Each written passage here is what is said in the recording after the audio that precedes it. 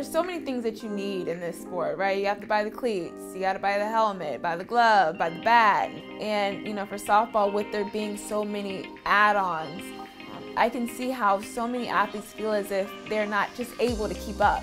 Because you have sports where you really just need your shoes, right? The ball is going to be provided, you're going to get your uniform.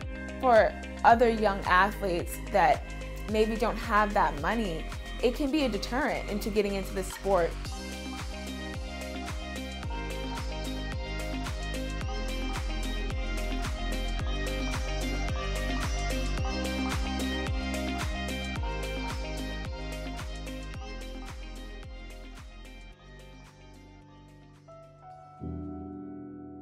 In a sport that hasn't necessarily been notorious for entryway for Black people, have you experienced some barriers of entry? What are some barriers that you or other Black kids have experienced? To start, I think the sport is very expensive. Like a bat is $350 and a good glove is $350. So like that alone, you know, it's like, wow.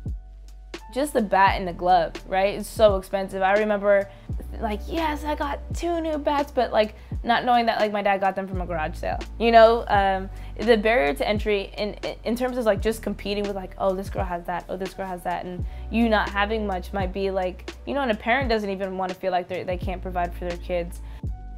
My parents never went on the road trips with me just because it was just too expensive. A lot of the girls, if our parents couldn't come, we called the orphan room. We all just stayed in the same hotel room together. So you just kind of had to make do with what you had in those stints in order to get to where you want to be, in order to try to be successful and just play the game, because it does get really expensive. Fees are insane for softball, travel fees. Like I don't even know how many thousands like per like season, spring, summer season. In my case, like I couldn't afford it, but if the best team wants you, they can give you a scholarship to like a travel ball team or something like that. So I was lucky in that sense, but even then that would have been a barrier to entry for me to a higher level. Even my journey, like I said, I didn't play on a big travel team, and so I didn't think I was gonna play college softball or I was gonna play any softball like after high school. I didn't really get like that exposure, or I didn't have coaches coming, recruiting me and asking me to be on their team, and so I think that is a barrier in softball is like, you know, a lot of coaches I think recruit from these big money travel teams, and like not a lot of like even middle class to lower class people are gonna have opportunities to play on those teams. To be flying somewhere is a very privileged type of opportunity. This game is expensive and it's just getting more expensive, but I feel like with the resources we have and the connections we're starting to make, we can make this more affordable. On top of all the hurdles that you go through when entering the sport, did you experience any type of microaggressions once you got in?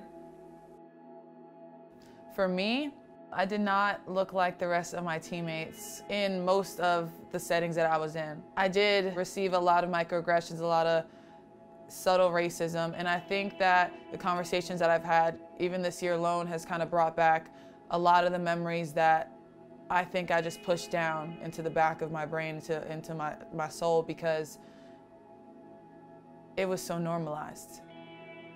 Being on a softball team, when you are the only one and you sometimes are around people that are very ignorant, it can be very uncomfortable at times. And I'll never forget, I was only 11 or 12 years old. I'm the only Black athlete on the team. Me and the coach's daughter, we just did not get along. She said something, and me and her are kind of just going back and forth, and he stops the practice and comes in between like the circle and just asks me if I think I'm some type of thug.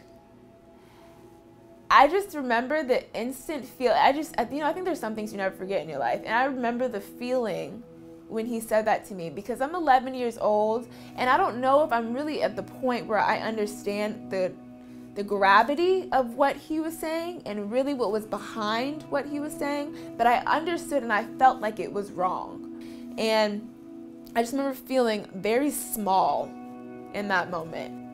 I think that was probably the earliest I can remember on a softball team where it definitely did not feel like a family. I just became a lot more aware of the people around me and how I just can't be just comfortable.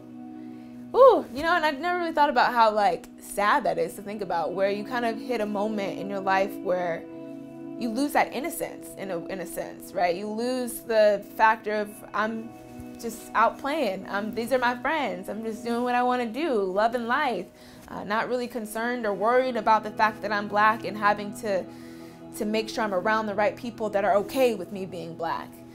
I don't think it changed the way that I viewed myself. It didn't change the way that I treated others. I feel like I just made sure I knew exactly who it was that I was dealing with in every situation after that. Now that you're one of the few on the elite level, do you feel any added pressure to set the example? Yeah, I think that my responsibility is to really give back and like let little girls know like you can be a woman of color in this sport. So it's my job to really use that platform and like show those little girls that you can reach it. You can come from a small town in Kansas, be a woman of color, and make the Olympics. The first thing that comes to my head is the youth and making sure that they're taken care of. Even if we don't get to the place that we want to be, we want to leave the sport better than we found it.